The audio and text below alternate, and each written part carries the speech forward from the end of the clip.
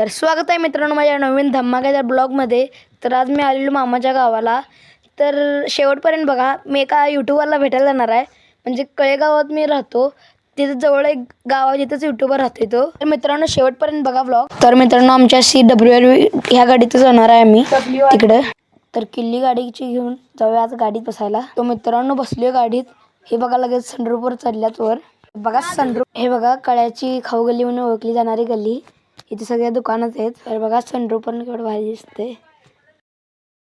हे बघा काय मामा एवढं पळवाला, आई शपथ एवढी भीती वाटायला की नाही, आई शपथ लेच पळवालता. तर मित्रांनो कहाणीमध्ये कसं ट्विस्ट येते तसंच इथं पण ट्विस्ट आलेला आहे.